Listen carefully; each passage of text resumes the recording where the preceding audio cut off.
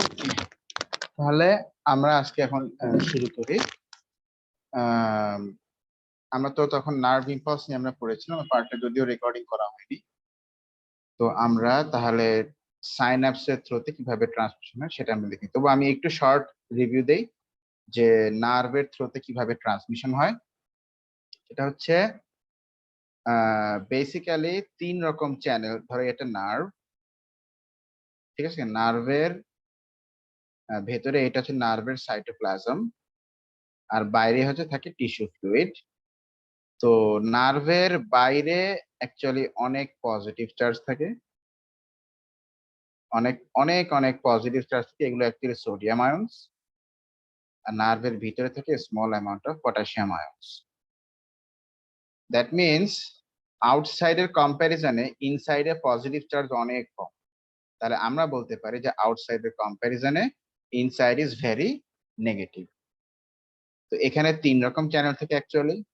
একটা হচ্ছে sodium channel, like this, এই যে সোডিয়াম চ্যানেল। দেন এখানে থাকে পটাশিয়াম চ্যানেল। এগুলো সব voltage gated channel. Voltage gated channel বলতে একটা স্পেসিফিক ভোল্টেজ ডিফারেন্স হলে তখনই ওরা শুধুমাত্র ওপেন হবে, তাছাড়া ওরা ওপেন হবে না। হ্যাঁ, তো বেসিক্যালি যেটা হয় সেটা হচ্ছে এই সোডিয়াম চ্যানেলটা ক্লোজ থাকে, দেন পটাশিয়াম চ্যানেলটাও ক্লোজ থাকে। শুধু এই সোডিয়াম পটাশিয়াম এটিপি, এই সোডিয়াম পটাশিয়াম যে পাম্পটা, সোডিয়াম পটাশিয়াম পাম্প, এটাই শুধু ওপেন থাকে। এটাই শুধু ওপেন থেকে এখানে ওই যে পটাশিয়াম মানে সোডিয়াম আর পটাশিয়াম এভাবে এক্সচেঞ্জ হয়। এটা কেন হয়? যাতে ওই যে নার্ভের আউটসাইড আর ইনসাইডের মধ্যে যে ভোল্টেজ ডিফারেন্সটা, আমরা বলছি নেগেটিভ ডিফারেন্স, কারণ ইনসাইডে লেস লেস পজিটিভ, এই জন্য আমরা বলছি দ্য ডিফারেন্স ইজ নেগেটিভ। তো এই ডিফারেন্সটা যেন মেনটেইনড হয়। আচ্ছা, এখন তুমি বলো তোমার এই ডিফারেন্সটা কি in favour of concentration gradient maintain হচ্ছে নাকি এগেইনস্ট দ্য কনসেন্ট্রেশন গ্রেডিয়েন্ট? বলো তো।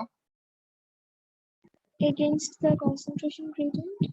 Against the concentration gradient. কারণটা কি?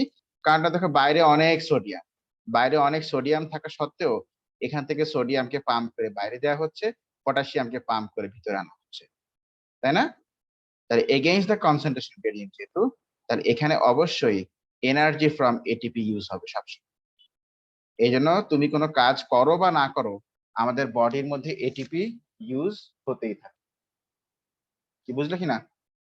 আচ্ছা,